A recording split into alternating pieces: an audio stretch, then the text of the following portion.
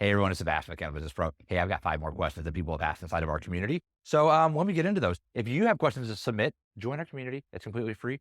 Come and hang out inside of there, ask questions, and I'll hop on video and get you an answer as soon as I can. So the first question here is from Shauna. Shauna asked, how to find the right vessels in bulk for a good price. So there, in the description below, we have a supply list, and in that supply list has who we purchased our vessels from, and we purchased from all of them, from Candle Science to Makesy to Fillmore. Fillmore is where we order like our amber jars from.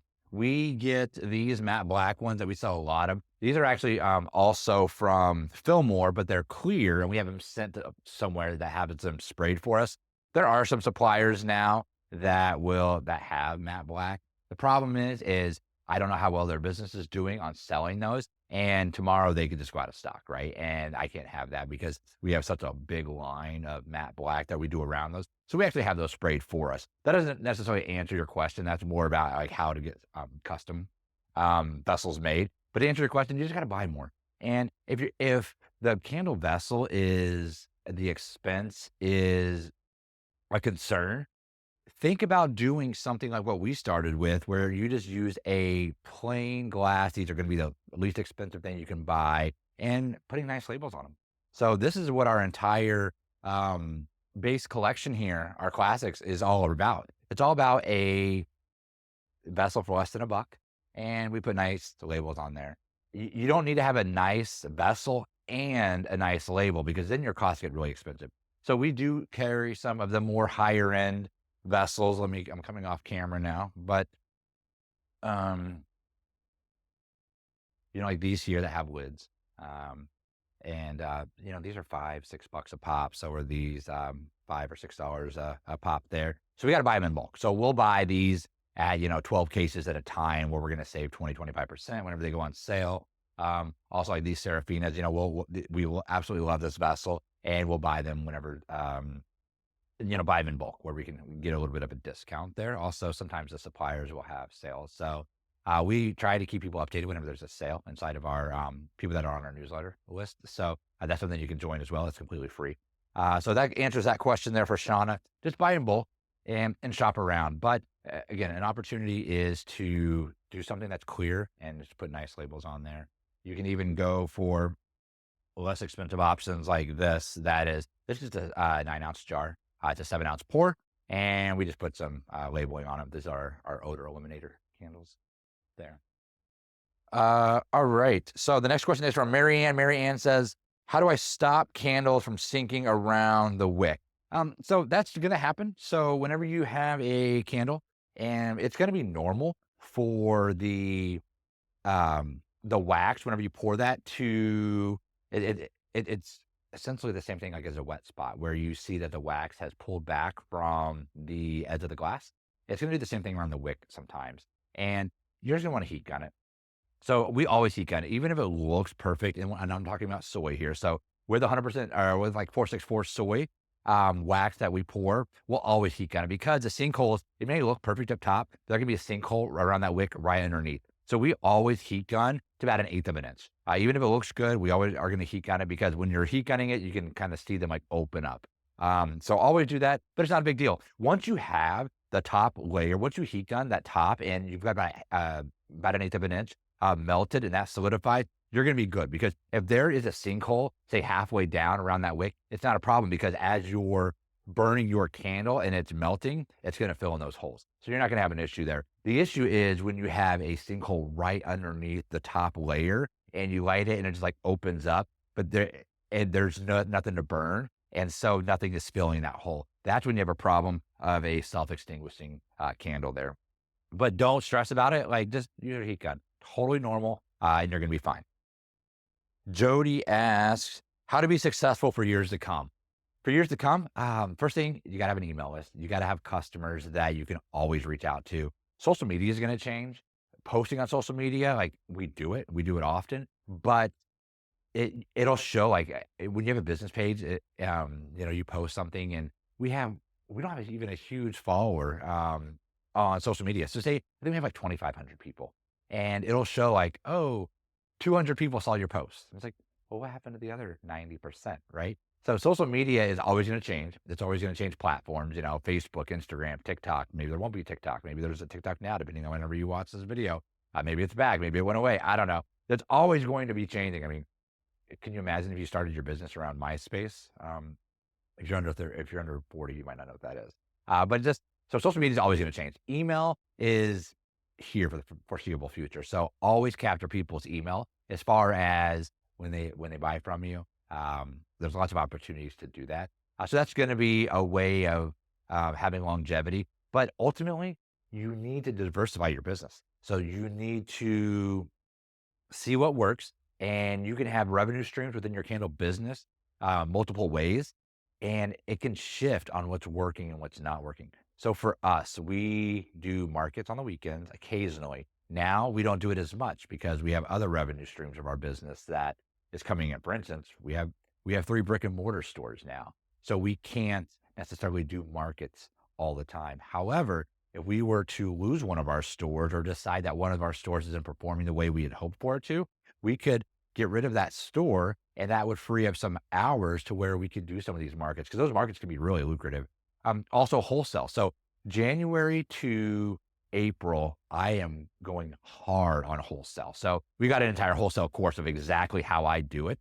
And January through April are my slow times in my stores that affords me the time to do wholesale. And so I'm building my wholesale business that those wholesale orders come in generally July, August, September, because people are stocking up for the holidays. So those are our biggest months of orders. But you got to do the work in advance to get those orders and get those accounts, right? You got to, because people aren't always, the retailers aren't always like, oh shoot, we need candles tomorrow.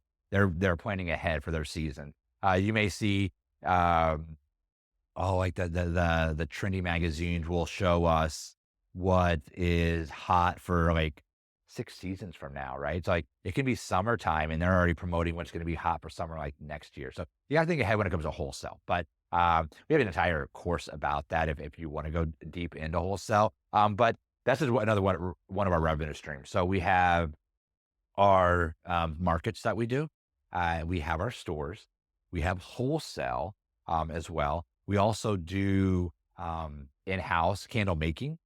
In the store, you can make candles, but will go and do off-site, which can be really lucrative. Our off-site minimum budget now is $1,000. So we'll do it for like corporate events, things like that. When we started and we were doing candles from home, we also did home parties where we would go into people's homes and they would have a group of people. And we started at like $250 was our minimum. And then we raised it up to 3. Now our minimum, if we didn't have, when we stopped doing that, our minimum was $400, which is essentially 8 people, $50 a head. And so that's what I recommend people do. We get way deep into how to do those inside of our membership. Or if you have other questions about that, let me know. But that's another revenue stream that we would have. So if there wasn't markets, we would be doing, because we're in Michigan, like it's snowing out there. So like we wouldn't be doing markets right now, right? Or I would hope we wouldn't have to be doing markets right now. So I would be promoting, if we didn't have our stores, I would be promoting doing our in-home offsite parties right now. But once you grow those, you can get to a point where you're doing those just at corporate events. So you're going into companies like to do like quarterly things for their staffs. It's really part of that kind of culture push within workplaces. And so they want to do stuff, but they can't always have the staff go off site. So they want people to come in. For instance, when I worked for a law firm before here, well, 2 jobs ago before here, and we had monthly like chair massages, which is like fantastic. Everyone loved it. I loved it. God, I should do that here. That'd be great. It was like 15 minutes. It was perfect. It was a culture building thing, but people want stuff to come in is what I'm saying. So you can pack up your candle making stuff. You can go to an office place and set up and make candles with their teams as a break from their day to day. They love it. And for the corporate things, you can easily charge. So again, now we do offsite and it's $1,000 minimums because we're not just doing it ourselves. We're also bringing one of our team members with us to be more efficient, and we're doing just bigger groups. And so we can charge more for that. So diversifying your business. Also just online, of course. Online is where we got started and we keep building it up. We have optimized our SEO and just really go after what is working there and just staying kind of in the know. Again, I'm promoting my membership here, but like in our membership, like we talk about what's hot, what's working. And if you have any questions, it's a great community to be in there. So enough of that. Next question was from Raven. Raven says, where to start? Gosh, okay. So if we were to start all over again, I would align myself with people that are doing exactly what I want to do. When we first started, it just like with probably any hobby, we thought it was a lot easier than it was going to be. And you probably think the same thing. This is easy. Candle making. I'm going to put some stuff together and I'm going to make it look cute and then I'm going to sell it. It's going to be good. Why haven't I thought of this for the last 20 years? Why have I been going to work every day? Like I could have just been doing candles, right? And then you get into it and you're like, damn, this is actually hard and I can't figure it out. And then we go to the internet to look for an answer and then we get 10 answers and then we pivot and then we switch and we start focusing on this. Oh, wrong size wick, wrong vessel, wrong wax, wrong oils. Don't buy from here, buy from there. You're going to get so many different answers. I'm sure anyone watching this has already run it on the internet, has already looked up candle making and seen one issue and gotten 100 different reasons for it. So what I recommend to everyone now is align yourself with a tight community or with someone that is doing what you want to do. Not someone who says they've done it or who might have done it, but maybe they haven't. So if I'm going to sell you my how to make candles course, I'm going to show you that I can make candles, right? If I'm going to sell you a wholesale course, like I'm going to show you like I do wholesale, I used to do this. I don't do it anymore, but because things change. Wicks change, waxes change, oils change, trends change, right? So it's harder to align yourself with someone if they're not physically doing it on a day-to-day, right? And so I'm not saying to align with us, but align whoever you align with, kind of stick with them and go on that journey with them. There's some fantastic YouTubers out there that have hundreds of videos. That's what we got started. We started watching a bunch of these different videos and we started making candles. And so we're forever grateful for those that we watched. But you'll see some of these YouTubers and they'll have hundreds of thousands of followers and they're all going to do things a little bit different. And that's completely okay. Totally okay to be different. But don't watch one and then they don't do it the way you hope that they do it, or it doesn't work. And then you just swap and switch to another one, right? Because you most likely you made a mistake because they've been doing it and they've been doing it successful. So align yourself with them, right? When people go through our candle making course and they make their first candles and I've shown them step by step how to do it, I hope the candles are going to come out exactly how I hope for them to, but we're going to have mistakes. We're going to have mishaps along the way. The key in the journey is figuring out why something doesn't work out rather than, oh, this candle looks like trash. I must need to switch my wicks. No, like you got to figure out like, why does it look like that? Like, how did that happen? What did you do wrong? How do we fix that? So it's a learning experience, it's a journey, but align yourself, whether it's with someone on YouTube or someone in a candle community, just align yourself with a couple of people and reach out to them. If someone's doing what you want to do, ask them, hey, how do you do this? Can I follow along on your journey? That's why we created our membership. That's why we created our courses is, hey, come on this journey with us. Like we're doing this right now. Come do it with us and let us show you. Like we're completely accessible that way. You don't have to do any of that. You can just ask other people in Facebook groups. Hey, I see you're kind of struggling with the same thing I'm struggling with. Do you want to be buddies? Let's be accountable for each other and let's help each other out and go on this journey together. So that's what I would do. And DaMeka asks, where do you source your trays for candle making candles? Okay, I believe that Eric and a few people may have already been answering this question for you. So you're referring to if you're doing like candle parties and you're wondering where we get the trays for. So for us, let me actually grab this. I'm totally coming off camera right now. So some people will have those big, nice rectangular trays that people will have, those big, nice rectangular trays that have all their stuff on there. Honestly, what we do is we have these really, I think they're really nice. They're just porcelain, are they porcelain? Plates.